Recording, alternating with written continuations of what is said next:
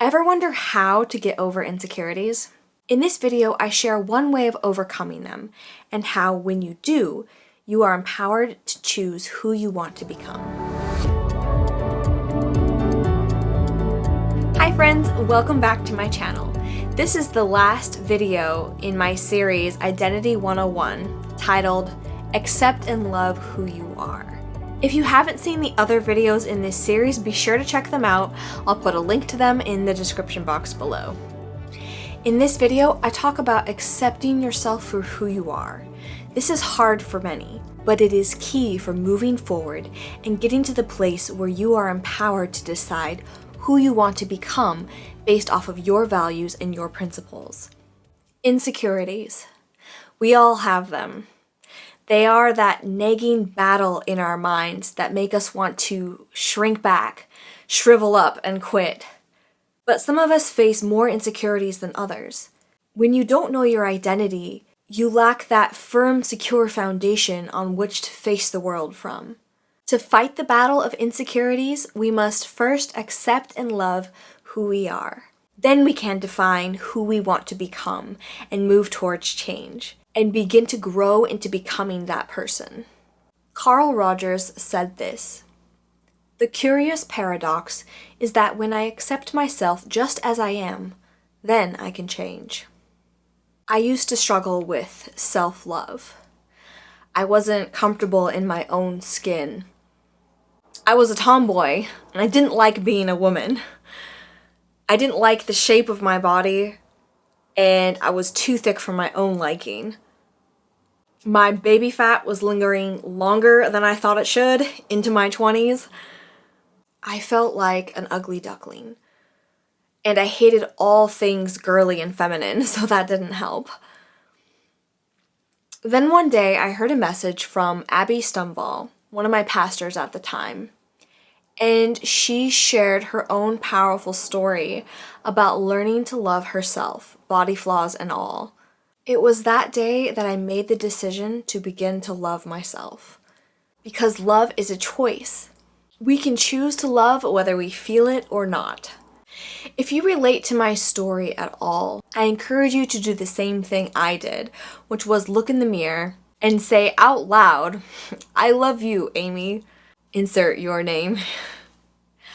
I love my body. I love myself. You will feel silly and weird the first time you do this. You can do it when no one else is around. You can whisper it at first, but get to the place where you can say it with conviction as you stretch your comfort zone.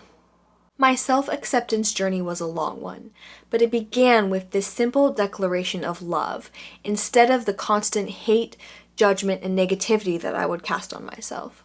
So it starts with accepting yourself as you currently are. Another way to approach this is described by Brennan Manning. He said, "Define yourself radically as one beloved by God. This is the true self. Every other identity is an illusion." If you struggle with self-love, let God's love wash over you and begin to speak to you of your value. You are so loved by God. Let that be what defines you. And let your heart soften as you choose to begin to love yourself in the same way that He loves you, which is loving you just as you are. Now that you have begun a journey of accepting yourself as you are, you can begin to dream about who you want to become. In conclusion to my story, it was a journey, but I grew in love and acceptance for myself. And surprisingly, without much effort, over time I began to be comfortable in my own skin. And I even physically changed to become the version of myself that I had always dreamed of. As always, I have a call to action for you today. This video's exercise has 2 parts.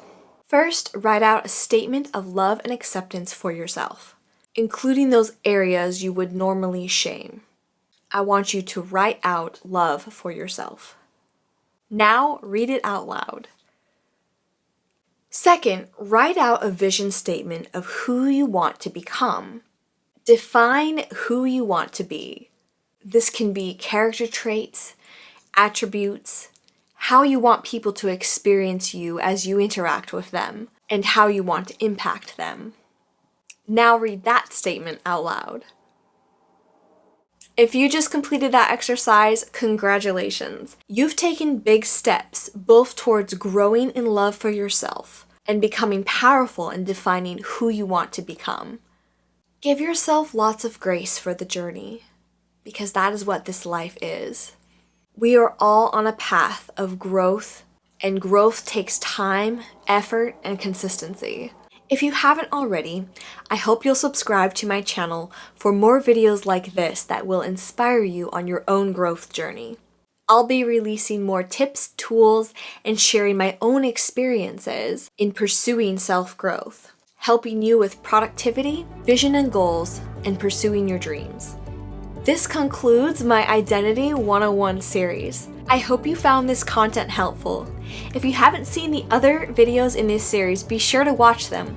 I'll put a link to them down below. Thank you so much for joining me. I hope you have a great rest of the day or night, depending on where you're watching from, and I will see you in the next video.